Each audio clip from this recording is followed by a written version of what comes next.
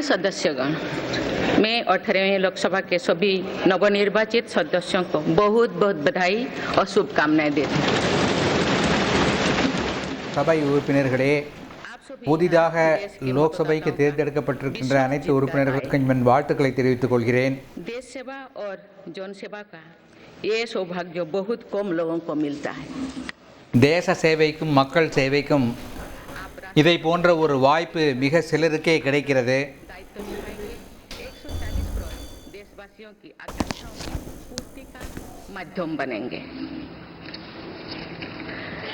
मैं श्री ओम बिरला जी को लोकसभा के अध्यक्ष की गौरवपूर्ण भूमिका के निर्वहन के लिए शुभकामनाएं देती हूँ. மக்களவை சபாநாயகராக தேர்ந்தெடுக்கப்பட்டதற்காக திரு ஓம் பிர்லா அவர்களுக்கு என் வாழ்த்துக்களை தெரிவித்துக் கொள்கிறேன். व्यापक अनुभव है. मुझे विश्वास है कि वे लोकतांत्रिक परंपराओं को अपने कौशल से नई ऊंचाई से देने में सफल होंगे. माननीय सदस्यगण, मैं आज कोटि कोटि देशवासियों को की तरफ से भारत के चुनाव आयोग का भी आभार व्यक्त करती हूँ. தேர்தல்களை மிக சிறப்பாக நடத்தி முடித்ததற்காக தேர்தல் ஆணையத்திற்கும் என்னுடைய வாழ்த்துக்களை தெரிவித்துக் கொள்கிறேன். उत्साह और उमंग के साथ अपना कर्तव्य निभाया है. இந்திய நாட்டின் மக்கள் அனைவரும் உற்சாகத்தோடு தங்களுடைய கடமையை நிறைவேற்றி இருக்கிறார்கள். इस चुनाव की बहुत सुखद तस्वीर जम्मू कश्मीर में भी सामने आए हैं. இந்த தேர்தலின் மிக நல்ல முடிவு ஜம்மு காஷ்மீர் மாநிலத்திலிருந்து வந்திருக்கிறது. बीते 4 दशकों में कश्मीर में हमने बंद और हड़ताल के बीच कम मतदान का दौर ही देखा था. भारत के दुश्मन கடந்த 40 ஆண்டுகளாக ஜம்மு காஷ்மீரில் जम्मू कश्मीर की கலவரம், ஹர்த்தால் போன்றவற்றைத்தான் நாம் தேர்தலுக்கு இடையிலே பார்த்து வந்தோம். ஆனால் இந்த வருடம் அமைதியாக நடந்தது. ऐसे हार ताकत को करारा जवाब दिया है.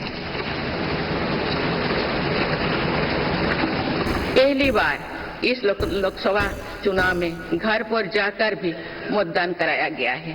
मैं लोकसभा चुनाव से जुड़ी முதல் முறையாக இந்த தேர்தலில் தான் முதியவர்களுக்கு வீட்டிலேயே வாக்களிக்கின்ற அந்த வசதி செய்து தரப்பட்டிருக்கிறது. लोकसभा चुनाव की चर्चा आज पूरी दुनिया में हो रही है. दुनिया देख रही है कि भारत के लोगों में लगातार तीसरी बार स्थिर और स्पष्ट बहुमत की सरकार बनाई है. உலகம் முழுவதும் இந்த தேர்தலை பற்றி மக்கள் பேசி வருகிறார்கள். மூன்றாவது முறையாக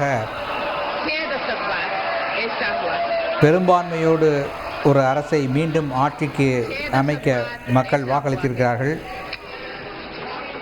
ऐसा समय में जो भारत के लोगों की आकांक्षाएं सर्वोच्च स्तर पर है, लोगों ने मेरी सरकार पर लगातार तीसरी बार भरोसा जताया है.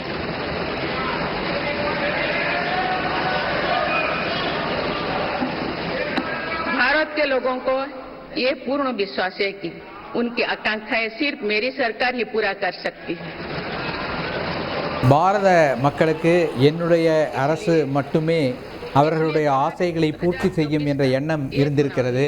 नियत, निष्ठा और निर्णयों पर विश्वास का चुनाव रहा है. मजबूत और निर्णायक सरकार में विश्वास, सुशासन, स्थिरता और निरंतरता में विश्वास, வலிமையான முடிவுகளை எடுக்கக்கூடிய அரசின் மீது ஒரு நம்பிக்கை, समृद्धि में विश्वास, வளர்ச்சி தருகின்ற ஒரு அரசின் மீது நம்பிக்கை, गारंटी और डिलीवरी पर विश्वास, विकसित भारत के உத்தரவாதம், பலன்களை அளிக்கின்ற விதம் ஆகியவற்றின் மீது நம்பிக்கை मेरी सरकार ने 10 वर्षों से सेवा ஆகியவற்றை இந்த தேர்தல் பிரதிபலித்திருக்கிறது. ये उस पर मुहर है. ये जनादेश है कि भारत की विकसित बनाने का काम बिना रुके चलता रहे और भारत இந்தியாவை வளர்ச்சியடைந்த நாடாக மாற்றுவதற்கான பணிகள் தடைபடாமல் தொடர்வதற்கான ஒரு தேர்தலாக நான் இதை பார்க்கிறேன்.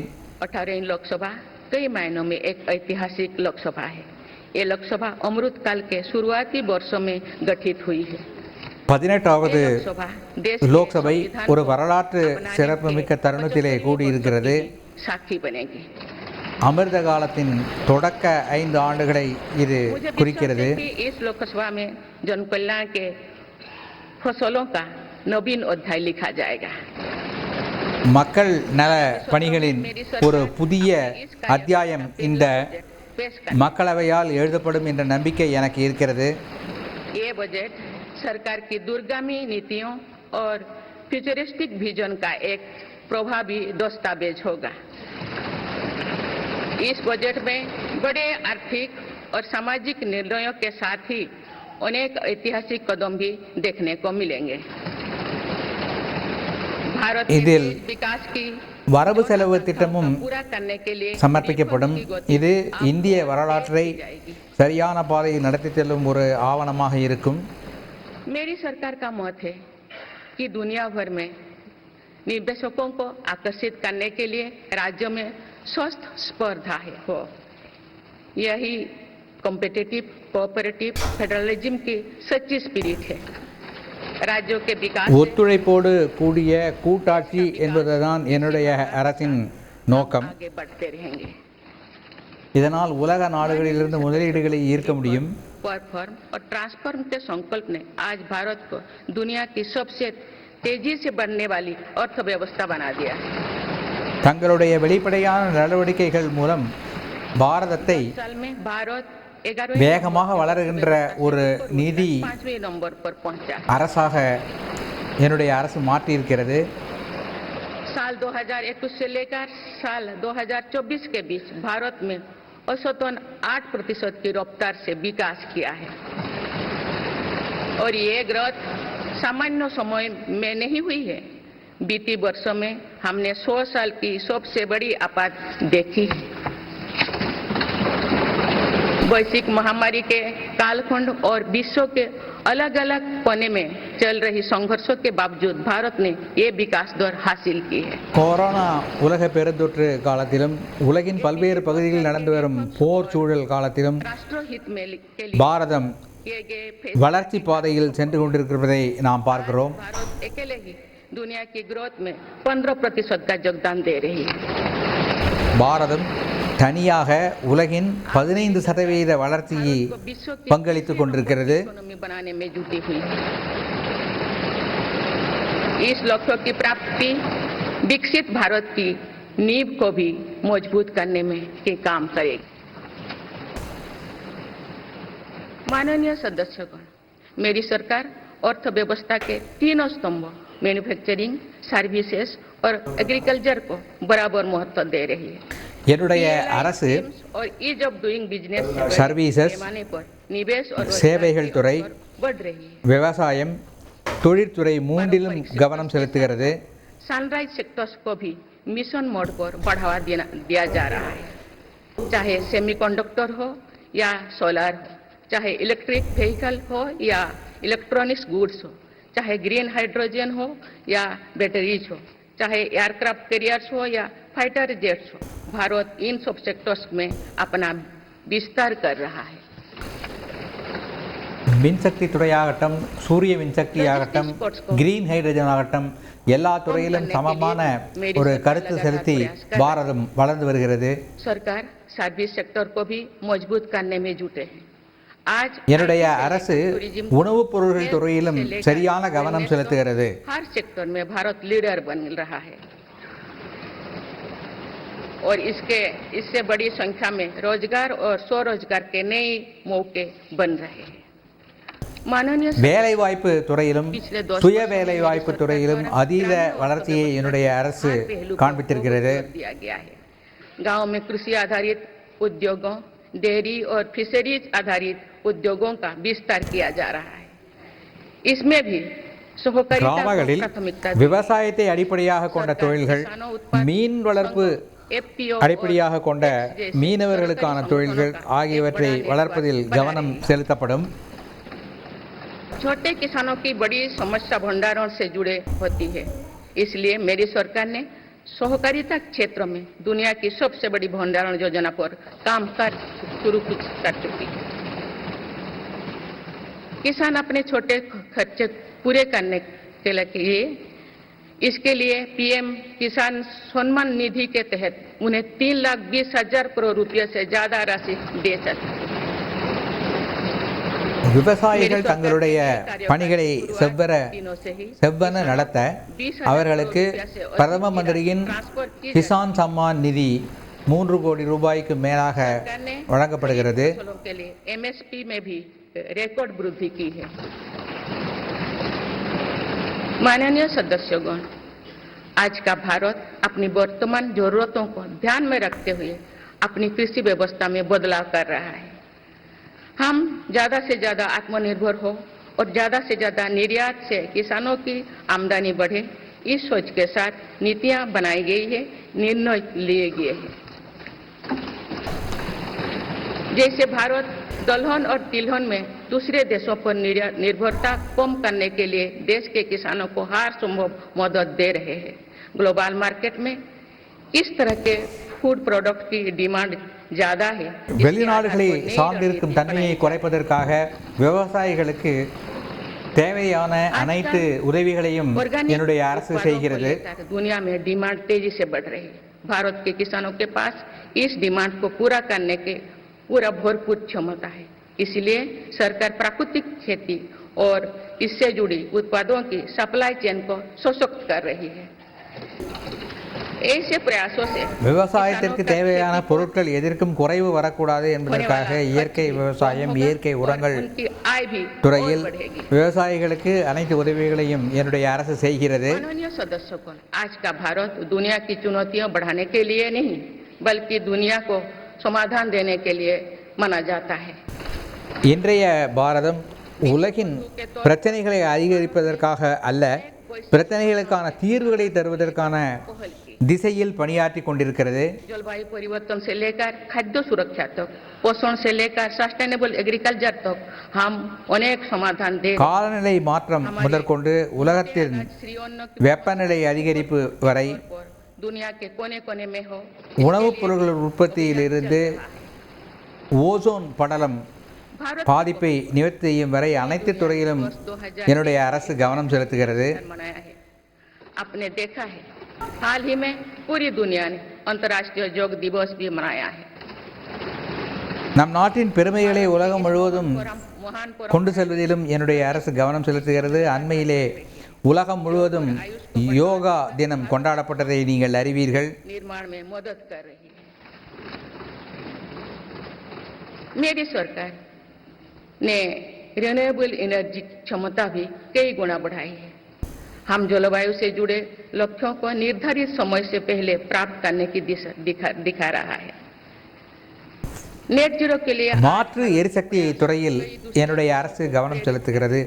इंटरनेशनल सोलर अलायंस காலநிலை மாற்றத்திற்கு संख्या में दुनिया के देश हमारे साथ जुड़े हैं। நல்ல மாற்றாக மாற்று எரிசக்தியை என்னுடைய அரசு உருவாக்கி வருகிறது. मेरी सरकार इसके लिए भी हर जरूरी कदम उठा रही है।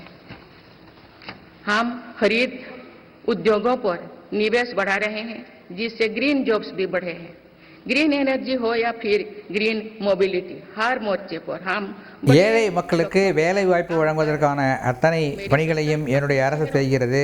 அதே சமயத்தில் கிரீன் வேலை வாய்ப்புகள், கிரீன் எனர்ஜி ஆகியவற்றில் கவனம் செலுத்துகிறோம். प्रदूषण से मुक्त, साफ सुथरे और सुविधा युक्त शहरों में रहना भारत के नागरिकों का हक है। विशेष रूप से छोटी शहरें और कस्बे में बीते 10 वर्षों से अभूतपूर्व निवेश किया गया है। भारत में आज दुनिया का तीसरे सबसे बड़ा डोमेस्टिक एविएशन मार्केट है। உலகத்திலேயே மிகப்பெரிய 14 में உள்நாட்டு விமான சேவை பாரதத்தில் இப்போது இருக்கிறது. अप्रैल 2024 में इनकी संख्या बढ़कर 605 हो गया है। हवाई यात्रा में हो रहे इस विस्तार का सीधा लाभ टियर 2, टियर 3 शहरों को हो रहा है। 10 वर्षों में देश के 21 शहरों तक मेट्रो सुविधाएं पहुंची है।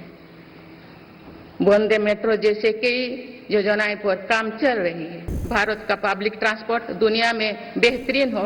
ரயில்வே துறையிலும் பல நல்ல மாற்றங்கள் நடத்தி வருகிறோம். माननीय सदस्यों வந்தே मेरा மெட்ரோ सरकार ரயில் इन आधुनिक செலுத்துவதில் मापदंड पर काम कर रही கவனம் है, जिससे செலுத்தி வருகிறோம். भारत विकसित देश के सामने बराबरी से खड़े हो सके। इंफ्रास्ट्रक्चर का विकास इस दिशा में बदलते भारत की नई तस्वीर के रूप में उभारा है। मेरी सरकार ने 10 वर्षों में पीएम ग्रामीण सड़क योजना के तहत गांव में 3,80,000 किलोमीटर से ज्यादा सड़कें बनाई। आज भारत में 3,50,000 கிலோமீட்டருக்கு கிராமப்புற சாலைகள் கடந்த 5 வருடங்களில் நிர்மாணிக்கப்பட்டிருக்கிறது. बनाने की गति में भी 2 गुनी से अधिक की वृद्धि हुई है। अहमदाबाद मुंबई के बीच हाई स्पीड रेल इकोसिस्टम का निर्माण कार्य भी तेजी से आगे बढ़ रहे हैं। मेरी सरकार ने उत्तर, दक्षिण और पूर्वी भारत के बुलेट ट्रेन कॉरिडोर्स के लिए फिजिबिलिटी स्टडीज शुरू करने का फैसला என்னுடைய அரசு पहली बार தென் இந்தியா, अंतर्देशीय जल मार्गों के மேற்கு विकास पर இந்தியா, अपने व्यापक வடகிழக்கு रूप से இந்தியா काम ஆகிய किया है। பகுதிகளில் புல்லட் इसका बड़ा ட்ரெயின் लाभ नॉर्थ ईस्ट को தொடங்குவதற்கான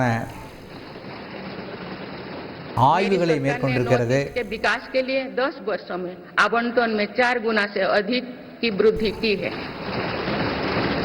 सरकार इस क्षेत्र को एक्ट पॉलिसी के तहत स्ट्रेटेजिक गेटवेज बनाने के लिए काम कर रही है। नॉर्थ ईस्ट में हर तरह की कनेक्टिविटी का बढ़ाया जा रहा है। शिक्षा, स्वास्थ्य, வடகிழக்கு पर्यटन, இந்தியாவில் रोजगार, தகவல் தொடர்பினை அதிகரிப்பதற்கு தேவையான அனைத்து நடவடிக்கைகளும் ஒளி இழை வடங்கள் நிறுவுவதற்கான முயற்சிகளும் மேற்கொள்ளப்பட்டு வருகின்றன. की लागत से सेमीकंडक्टर प्लांट बनाया जा रहा है, यानी north east made in India chips को भी सेंटर होने वाला है। मेरी सरकार வடகிழக்கு नॉर्थ ईस्ट में இந்தியாவில் स्थायी शांति के लिए निरंतर काम कर रही है। குறை மீன் கடத்திகள் पिछले इस உருவாக்குவதற்கான தொழிற்சாலை अनेक அமையவிருக்கிறது. पुराने विवादों को हल किया गया, अनेक अहम समझौते हुई है। नॉर्थ ईस्ट में अशांत क्षेत्रों में तेज विकास करके चरणबद्ध तरीके से अफवाह हटाने का काम भी जारी है। देश के हर क्षेत्र में विकास के ये नए आयाम भारत के भविष्य का उद्घोष कर रहे हैं।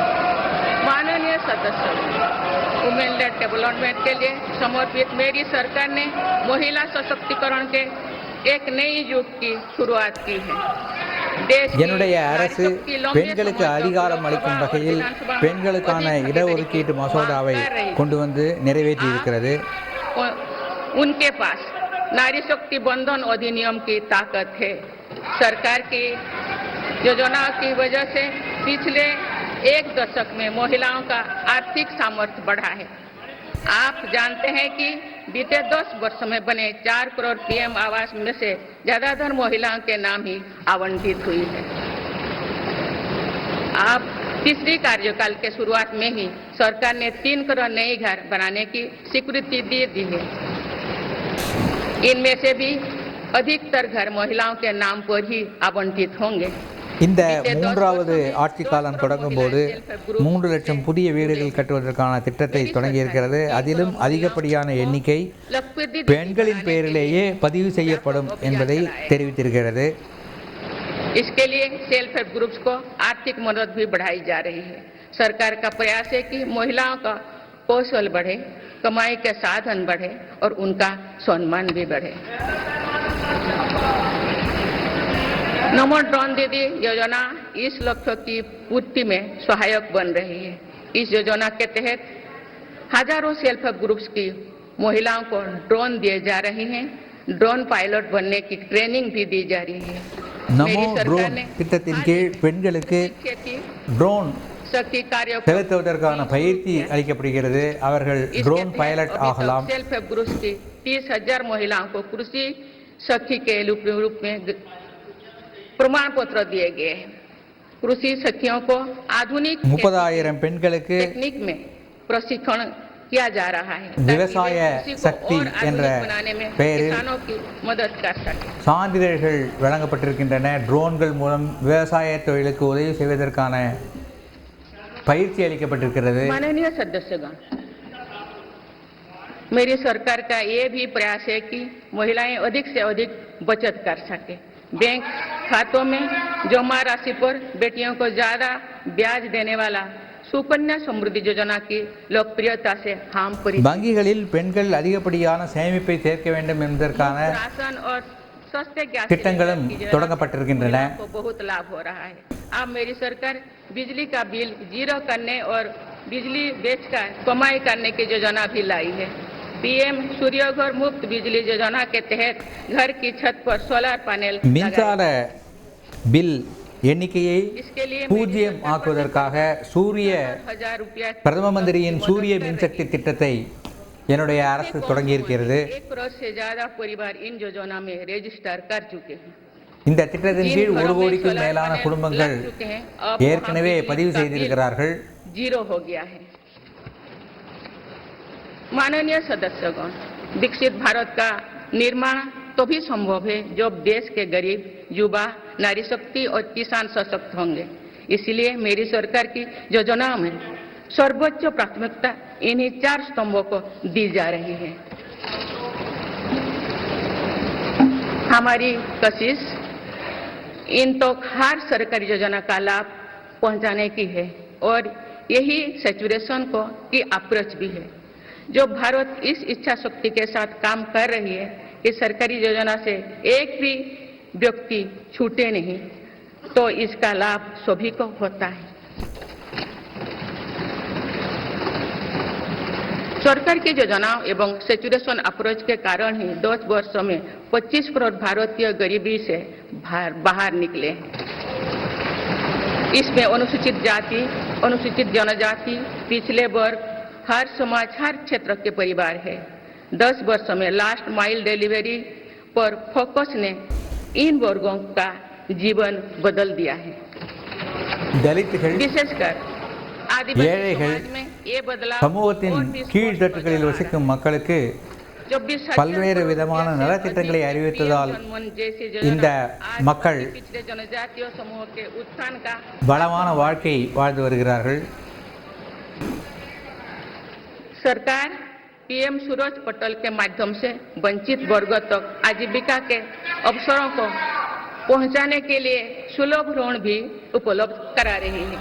मेरी सरकार दिव्यांग भाइयों और बहनों के लिए किफायती और स्वदेशी सहायक उपकरण विकसित कर रही है। देश भर में प्रधानमंत्री दिव्याशा केंद्रों का भी विस्तार किया जा रहा है। वंचितों की सेवा का ये संकल्प भी सच्चा सामाजिक न्याय है। माननीय सदस्यगण, देश की श्रम शक्ति के सम्मान के लिए श्रमिक बंधुओं का कल्याण और सशक्तिकरण मेरी सरकार की प्राथमिकता है। मेरी सरकार श्रमिकों के लिए सामाजिक सुरक्षा योजनाओं को एकीकृत कर रही है।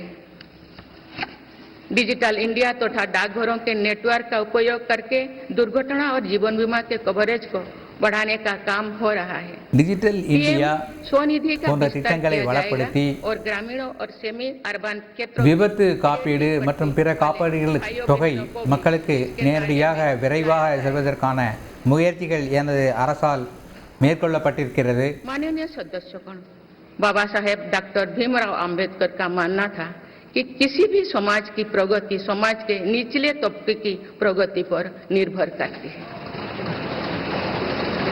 पिछले 10 वर्षों में राष्ट्र की उपलब्धियों और विकास का आधार गरीब का सशक्तिकरण रहा है।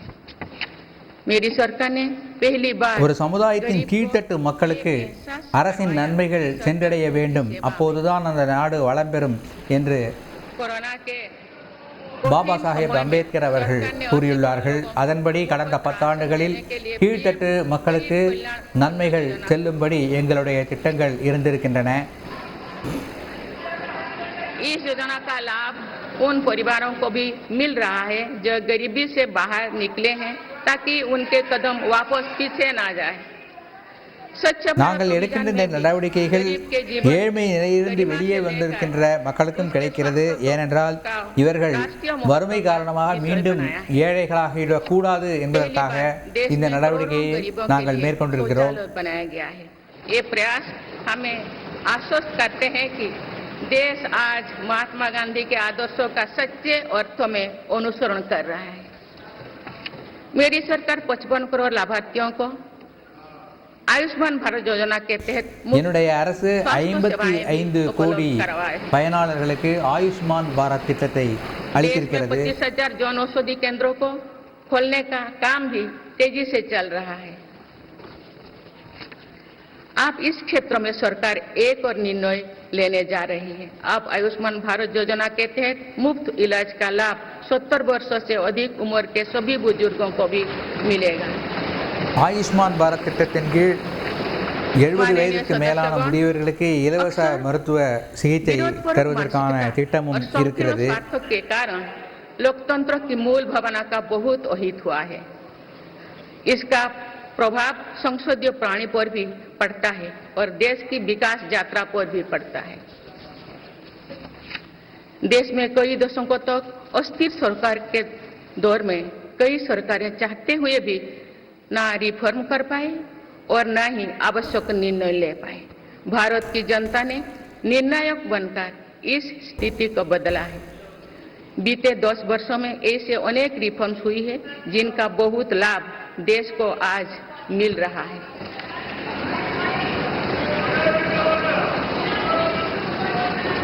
जब ये रिफॉर्म्स किए जा रहे थे तो भी इनका विरोध किया गया था। नकारात्मकता फैसले की कोशिश की गई थी, लेकिन ये सारे रिफॉर्म्स समय की कसौटी पर खरे साबित हुए हैं। 2 साल पहले भारत के बैंकिंग सेक्टर को डूबने से बचाने के लिए सरकार ने बैंकिंग रिफॉर्म्स किए, आईबीसी जैसी कानून बनाए। 2 ஆண்டுகளுக்கு முன்பு இந்தியாவின் வங்கி தேவைகள் கடனில் மூழ்கிவிடக்கூடாது என்பதற்காக வங்கி தேவைகளுக்கான புதிய சட்டம் கொண்டு வரப்பட்டது. अटल टिंकरिंग लैब्स, स्टार्टअप इंडिया और स्टैंड अप इंडिया जैसे अभियान हमारे युवाओं का सामर्थ्य बढ़ा रहे हैं. அடல் டிங்கரிங் லேப் மூலமாகவும் ஸ்டார்ட் அப் இந்தியா திட்டங்களின் மூலமாகவும் இளைஞர்களுக்கு அதிகமான வாய்ப்புகள் தரப்பட்டு வருகின்றன. माननीय सदस्यगण, सरकार का ये निरंतर प्रयास है कि देश के युवाओं को अपनी प्रतिभा दिखाने का उचित अवसर मिले। सरकारी भर्ती हो या फिर परीक्षाएं, सुनिए परीक्षाएं किसी भी कारण से इनमें रुकावट आए, ये उचित नहीं है। इनमें शुचिता और पारदर्शिता बहुत जरूरी है। हाल ही में कुछ परीक्षाओं में हुई पेपर लीक की घटनाओं की निष्पक्ष जांच और दोषियों को कड़ी से कड़ी सजा दिलवाने के लिए मेरी सरकार இளைஞர்களுக்கு சமமான வாய்ப்பு தருவதற்காக அனைத்து நடவடிக்கைகளும் மேற்கொள்ளப்பட்டு வருகின்றன. அண்மையில் போட்டித் தேர்வில் நடந்த குழப்பங்கள், குறைகள் போன்றவற்றை விசாரிப்பதற்காக கமிஷன் நியமிக்கப்பட்டு பல்வேறு தரப்பிலிருந்து அந்த விசாரணை நடந்து வருகிறது.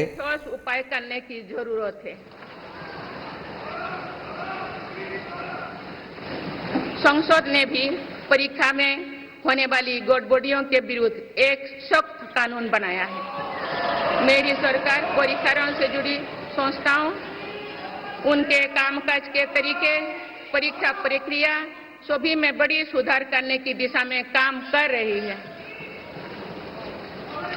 माननीय सदस्यगण, मेरी सरकार ने युवाओं की राष्ट्र निर्माण में भागीदारी और बढ़ाने के लिए मेरा युवा भारत माय भारत अभियान की शुरुआत भी की है। इसमें अब तक 1.5 करोड़ से अधिक युवाओं का पंजीकरण हो चुका है। इस पहल से युवाओं में नेतृत्व कौशल और सेवा भावना का बीजारोपण होगा। आज हमारे युवाओं को खेलों में भी आगे बढ़ने के नए अवसर मिल रहे हैं। मेरी सरकार के प्रभावी प्रयासों का परिणाम है कि भारत के युवा खिलाड़ी वैश्विक मंचों पर रिकॉर्ड संख्या में मेडल्स जीत रहे हैं. இன்றைய இந்திய இளைஞர்களுக்கு விளையாட்டுகளிலும் அதிக வாய்ப்புகள் என்னுடைய அரசால் தரப்பட்டு வருகிறது. இதன் விளைவு என்னவென்றால் உலக அரங்கில் இந்திய இளைஞர்களும் யுவதிகளும் பெரிய சாதனைகளை செய்து வருகிறார்கள். इन उपलब्धियों को और आगे ले जाने के लिए भारतीय ओलंपिक संघ 2036 ओलंपिक्स खेलों की मेजबानी की तैयारी भी कर रही है. 2026 ஆண்டு ஒலிம்பிக் விளையாட்டுப் போட்டிகளில் जुलाई की பாரதம் पहली तारीख நல்ல விளையாட்டு திறனை காண்பிப்பதற்கு தேவையான நடவடிக்கைகளை நாங்கள் எடுத்து வருகிறோம். अंग्रेजी राज में गुलामों को दौड़ देने की मानसिकता थी। दुर्भाग्य से आजादी के अनेक दशकों तक गुलामी के दौर की यही दंड व्यवस्था चलती रही। इसे बदलने की चर्चा अनेक दशकों से की जा रही थी, लेकिन ये साहस भी मेरी सरकार ने ही करके दिखाए हैं। आप दंड के जगह न्याय को प्राथमिकता होगी, जो हमारे संविधान की भी भावना है। इन नई कानूनों से न्याय प्रक्रिया में तेजी आएगी। आज जो विदेश अलग अलग क्षेत्रों में गुलामी की मानसिकता से मुक्त पा रहे हैं, तो ये उस दिशा में बहुत बड़ा कदम है और ये हमारे स्वतंत्रता सेनानियों की सच्ची श्रद्धांजलि भी है। मेरा सरकार ने सीए कानून के तहत शरणार्थियों को नागरिकता देना शुरू कर दिया है। புதிய குற்றவியல் திட்டங்கள், புதிய நீதியியல் திட்டங்கள் மூலமாக பழைய அடிமை மனப்பான்மையிலிருந்து விடுபடுவதற்கான அனைத்து நடவடிக்கைகளையும் என்னுடைய அரசு மேற்கொண்டிருக்கிறது. जिन परिवारों को सीएए के तहत नागरिकता मिली है, मैं उनके बेहतर भविष्य की कामना करती हूँ। புதிய குடியுரிமை சட்டத்தின் வழியாக வெளிநாடு வாழ் இந்துக்களுக்கு குடியுரிமை வழங்கப்பட்டிருக்கிறது. सरकार भविष्य निर्माण के प्रयासों के साथ ही भारतीय संस्कृति के वैभव और विरासत को फिर से स्थापित कर रही है।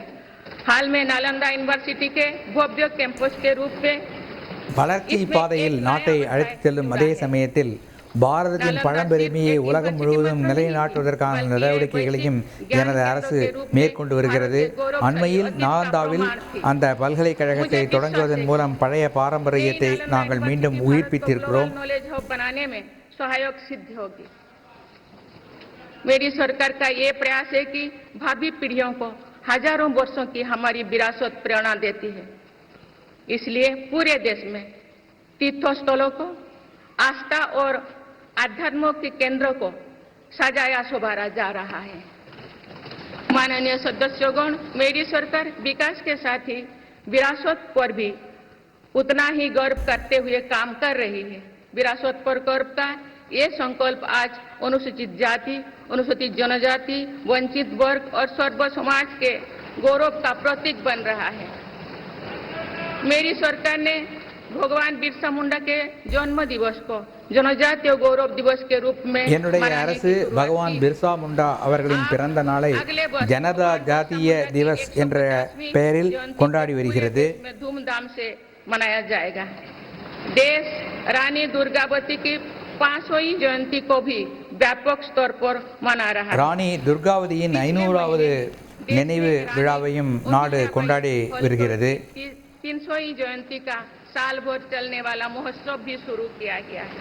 इससे पहले सरकार गुरु नानक देव जी का 550वां और गुरु गोविंद सिंह जी का 350वां प्रकाश पर्व भी धूमधाम से मना चुके हैं। एक भारत श्रेष्ठ भारत के भाव से काशी तमिल संगमम, सौराष्ट्र तमिल संगमम जैसी उत्सवों की ஒரே பாரதம் உன்னத பாரதம் என்கின்ற கொள்கையின் அடிப்படையில் காசி தமிழ் சங்கமம், சௌராஷ்டிரா தமிழ் சங்கமம் ஆகியவை கொண்டாடப்பட்டிருக்கின்றன. और राष्ट्र पर गौरव का भाव और मजबूत होता है। माननीय सदस्यगण, हमारी सफलताएं हमारी साझी धरोहर है, इसीलिए उन्हें अपनाने में संकोच नहीं, स्वाभिमान होना चाहिए। आज अनेक सेक्टर्स में भारत बहुत अच्छा प्रदर्शन कर रहा है। ये उपलब्धियां हमें हमारी प्रगति और सफलताओं पर गर्व करने की अपार अवसर देती है। जो भारत डिजिटल पेमेंट्स के मामले में दुनिया में अच्छा प्रदर्शन करता है, तो हमें गर्व होना चाहिए। जो भारत के वैज्ञानिक चंद्रयान को चंद्रमा के दक्षिणी ध्रुव पर सफलता से उतारते हैं, तो हमें गर्व होना चाहिए। பாரதத்தின் விஞ்ஞானிகள் சந்திரயான் மூலமாகவும் பல்வேறு கண்டுபிடிப்புகளின் மூலமாகவும் பாரதத்தின் பெருமையை உலகம் முழுவதும் பறைசாற்றி வருகின்றனர். तो हमें गर्व होना चाहिए। जो भारत इतना बड़ा चुनाव अभियान बिना बड़ी हिंसा और अराजकता से पूरा कराए, तो भी हमें गौरव होना चाहिए। இவ்வளவு பெரிய நாட்டில் எந்த விதமான வன்முறையும் இல்லாமல் ஒரு பெரிய தேர்தலை நடத்தி முடித்ததற்காகவும் நாம் கர்வப்பட வேண்டும். हमेशा लोकतंत्र के प्रति अपना पूर्ण विश्वास प्रकट किया है। चुनाव से जुड़े संस्थाओं पर पूरा भरोसा जताया है। பாரத மக்கள் தேர்தலோடு தொடர்புடைய அனைத்து விவகாரங்களிலும் தங்களுடைய நம்பிக்கையை தெரிவித்திருக்கிறார்கள். इसकी संकट के समय फास्ट रेस्पोंडर और ग्लोबल साउथ की बुलंद आवाज बना है।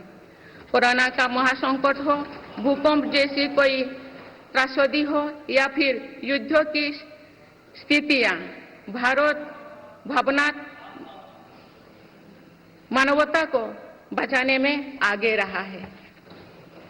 भारत को देखने का विश्व का नजरिया कैसे बदला है, ये इटाली में हुई G7 समिट में भी हम सभी ने இந்தியாவை பார்ப்பதில் உலகத்தின் கண்ணோட்டம் எப்படி மாறி இருக்கிறது என்பதை அண்மையில் இத்தாலியில் நடைபெற்ற G7 மாநாட்டின் போது நாம் பார்த்தோம். एकजुट किया है। भारत की अध्यक्षता के दौरान ही अफ्रीकन यूनियन को G20 का स्थायी सदस्य बनाया गया है। इससे अफ्रीका महाद्वीप के साथ साथ पूरे ग्लोबल साउथ का भरोसा मजबूत हुआ है। नेबरहुड फास्ट पॉलिसी में चलते हुए भारत ने पड़ोसी देशों के साथ अपने रिश्तों को मजबूत किया है। நம்முடைய சுற்றுப்புறத்தில் உள்ள நாடுகள் வளமாக இருக்க வேண்டும் என்ற அடிப்படையில் இந்தியாவை சுற்றியுள்ள நாடுகளோடு நல்ல உறவினை என்னுடைய அரசு பராமரித்து வருகிறது. भारत सबका साथ सबका विकास की भावना के साथ इंडो पैसिफिक क्षेत्रों के देश के साथ भी सहयोग बढ़ा रही है। पूर्वी एशिया हो या फिर मिडिल ईस्ट और यूरोप, मेरी सरकार कनेक्टिविटी पर बहुल बल दे रही है। भारत के विजन ने ही India Middle East Europe Economic Corridor को आकार देना शुरू किया है। ये कॉरिडोर 21वीं सदी के सबसे बड़ी गेम चेंजर में एक सिद्ध होगा। माननीय सदस्यगण, आने वाला कुछ महीने में भारत एक गणतंत्र के रूप में 75वें वर्ष पूरी करने जा रहे हैं। भारत का மதிப்புக்குரிய உறுப்பினர்களே, வருகின்ற சில மாதங்களில் பாரதம் குடியரசு நாடாக மாறி 75 ஆண்டுகளை பூர்த்தி செய்யவிருக்கிறது. जो भारत के असफल होने की कामना कर रही थी। देश में संविधान लागू होने के बाद भी संविधान पर अनेक बार हमले हुए हैं। குடியரசு நாடாக மாறிய பிறகும் அரசியல் நிர்ணய சட்டத்தின் மீது பல முறை தாக்குதல்கள் நடந்திருக்கின்றன. 1975 को लागू हुआ आपातकाल संविधान पर सीधे हमले का सबसे बड़ा और काला अध्याय था। 1975 ஜூன் 26ஆம் தேதி நடந்த அமல்படுத்தப்பட்ட எமர்ஜென்சியின் மூலமாக அரசியல் நிர்ணய சட்டத்தின் மீது நேரடியான தாக்குதல் நடந்தது. लेकिन ऐसी असंवैधानिक ताकतों पर देश ने विजय प्राप्त करके दिखाया। ஆனால் இதை போன்ற பல்வேறு விதமான தாக்குதல்களிலிருந்து அரசியல் நிர்ணய சட்டம் தன்னை தானே காத்துக் கொண்டிருக்கிறது. राजकाज का माध्यम भर नहीं मानती, बल्कि हमारा संविधान जन चेतना का हिस्सा हो, इसके लिए हम प्रयास कर रहे हैं। इसी ध्येय के साथ मेरी सरकार ने 26 नवंबर को संविधान दिवस के रूप में मानना शुरू किया है। இந்த எண்ணத்தோடு 26 ஜனவரியை அரசியல் நிர்ணய சட்ட தினமாக என்னுடைய அரசு கொண்டாடி வருகிறது. आर्टिकल 370 की वजह से स्थितियां कुछ और थी। माननीय सदस्यगण, राष्ट्र की उपलब्धियों के निर्धारण इस बात से होता है कि हम अपने दायित्वों का निर्वहन कितनी निष्ठा से कर रहे हैं। 18 लोकसभा में कई नई सदस्य पहली बार संसदीय प्रणाली 18வது லோக்சபாவில் பல புதிய உறுப்பினர்கள் தேர்ந்தெடுத்து வந்திருக்கிறார்கள். के साथ आए हैं। आप सभी जानते हैं कि आज का समय हर प्रकार से भारत के लिए बहुत अनुकूल है। आने वाले वर्षों में भारत நம்முடைய நிலவரம் இந்தியாவின் வளர்ச்சிக்கு அனுகூலமாக இருக்கிறது. क्या निर्णय लेती है, क्या नीतियां बनाती है, इस पर पूरा विश्व की नजर है। இந்த பாராளுமன்றம் இந்த லோக்சபா என்ன முடிவு எடுக்கிறது என்ன சட்டங்களை ஏற்றப் போகிறது என்று உலகமே பார்த்து கொண்டிருக்கிறது. ये दायित्व सरकार के साथ साथ संसद के हर सदस्य का भी होना चाहिए. நல்ல அரசு என்பது இந்த அரசுக்கு மட்டுமல்லாமல் பாராளுமன்றத்திற்கும் உரிய ஒரு கடமையாகும். आत्मविश्वास देश में आया है, इससे हम विकसित भारत बनाने के लिए नई गति प्राप्त कर चुके हैं.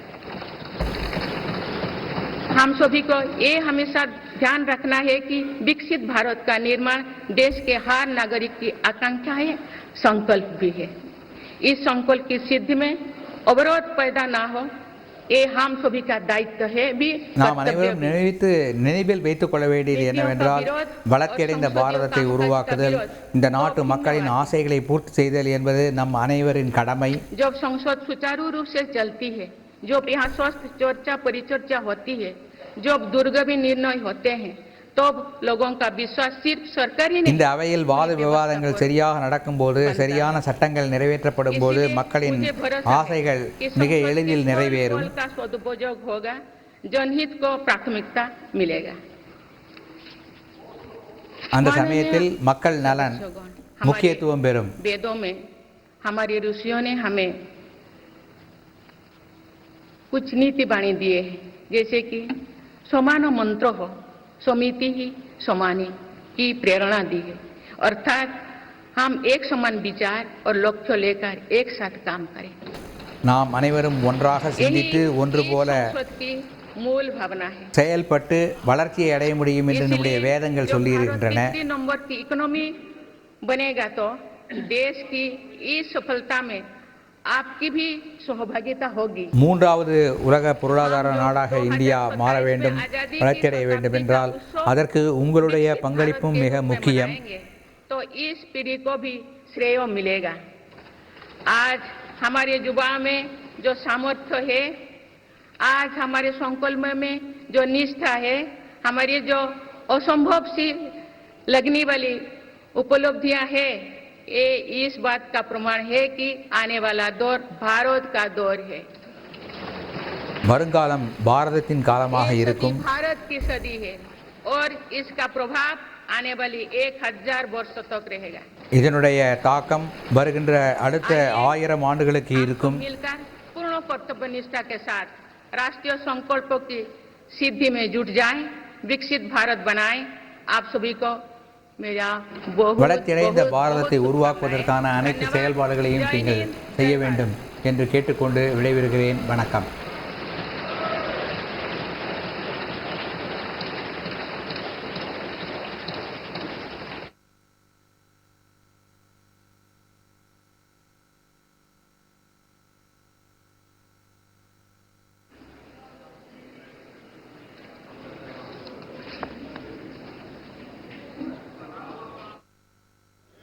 Honorable members, I seek to read some parts from the English version of Honorable President's address, and the rest may be considered as read.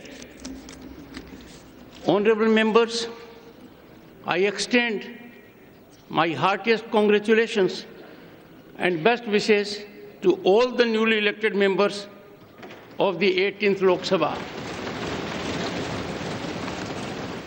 I wish Sri Om Birla ji the very best for புதிய அரசு அமைந்த பிறகு குடியரசுத் தலைவர் அவருடைய உரையோடு 2 அவைகளுடைய கூட்டத்தில் அவர் பேசியிருக்கிறார்.